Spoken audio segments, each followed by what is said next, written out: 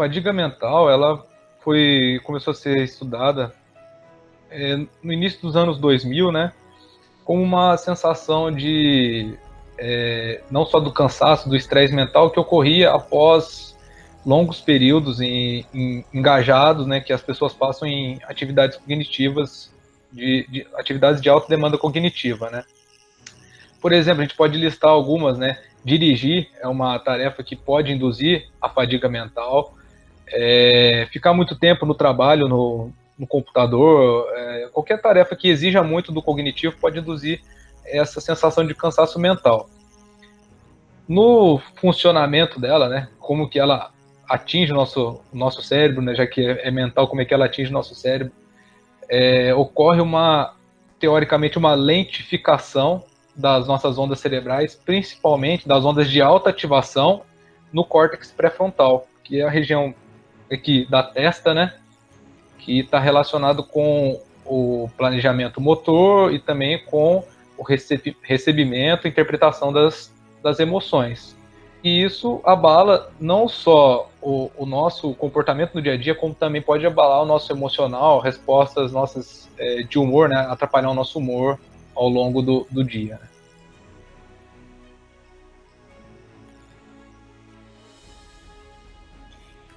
E alguns exercícios, por exemplo, tem alguns esportes que podem ser mais influenciados e outros menos. Os esportes que a gente tem mais tomada de decisão, né, por atingir o córtex pré-frontal?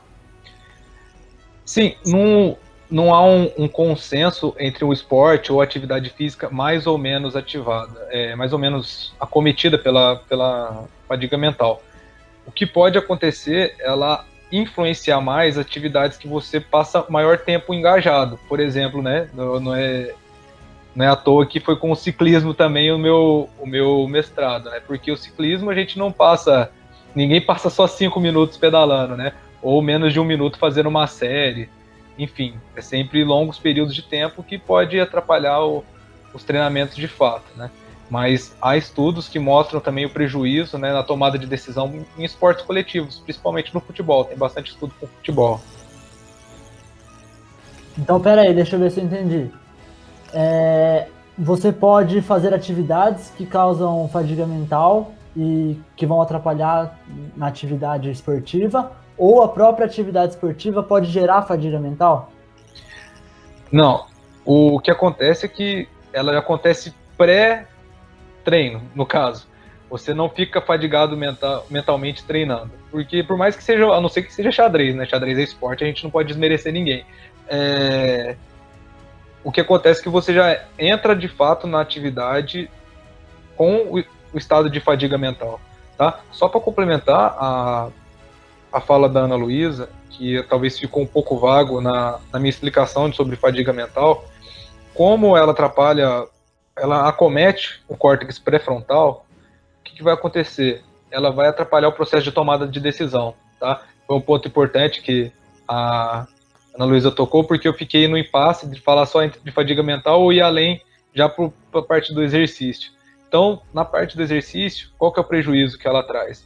É esse, né, o processo de tomada de decisão é atrapalhado, tá?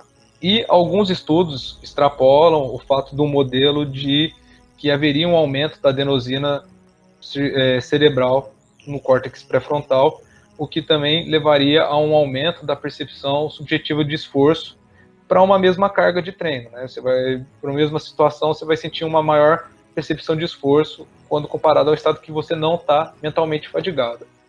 E, diferentemente do estado de fadiga física, a fadiga mental não é um processo que demora para ser revertido. A fadiga mental, ela é um estado.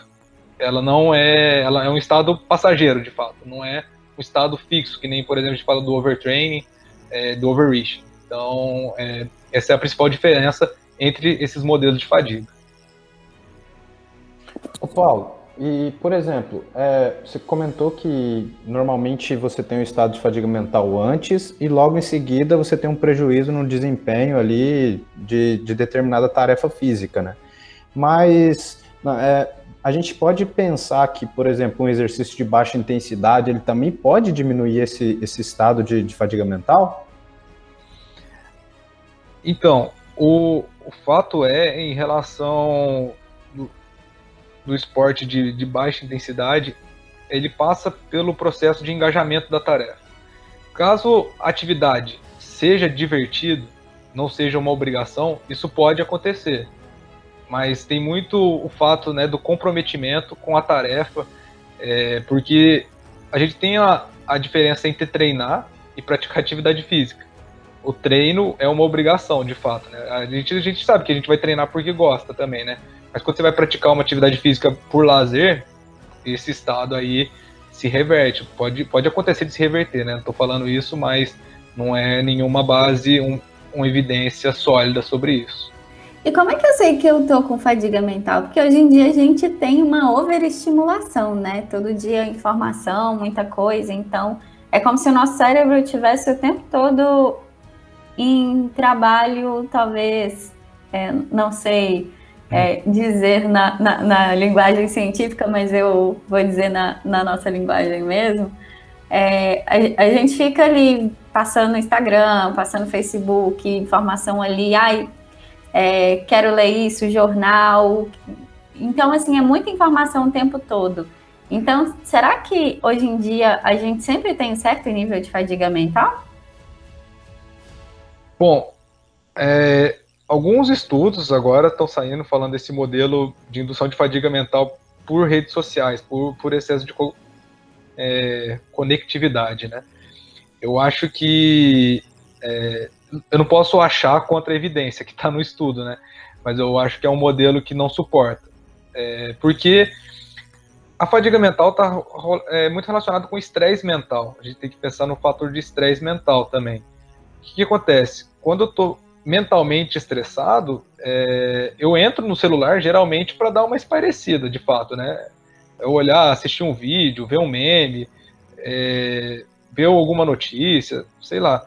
Mas, de fato, se ficar, ainda mais, você sai do momento de estresse para um momento de descontração, você vai ler notícia, talvez não pode ser que não seja, pode piorar o quadro de fadiga mental. Agora, voltando para a identificação do estado de fadiga mental, como medida assim, indireta, para uma pessoa se identificar, é mais uma questão perceptiva. A gente está agora tentando validar um modelo, né, porque o modelo padrão ouro seria com padrão de atividade cortical. Se as ondas de alta frequência estão menos ativadas, é um fator que leva à indicação do quadro de fadiga mental. E a gente tem algumas escalas que a gente utilizou nos nossos estudos, eu falo nossos, né, do nosso grupo de estudos Psicofisiologia do Exercício, da USP, tá, pessoal? Que a gente utilizou a escala VAS, de 0 a 100, quanto você se sente mentalmente fadigado, é um método. O segundo método também pode ser pela escala de arousal. Essa palavra eu tenho uma dificuldade tremenda de falar, porque eu sou de Itanhandu, tá, pessoal, do sul de Minas, ali o sotaque não é definido, é meio mineiro, meio paulista e meio carioca, então ali essas são as palavras que é mais difícil para mim, tanto que eu falo que meu inglês é texano, então, mais caipira, e que é a escala de ativação, né, que de 0 a 6, quão ativado você está, né, de excitação para fazer uma atividade, e a motivação, quão motivado que você também está para fazer essa atividade. Eu acho que a motivação é um aspecto muito importante, porque quando você está mentalmente cansado, você fica naquele desânimo, não estou afim de fazer. Você não tem nenhuma alteração fisiológica para não treinar. Você está mais com um aspecto perceptivo, uma sensação, né? Porque na sua periferia, condição muscular, cardiorrespiratória, você não tem nenhum índice de fadiga a ser apontado.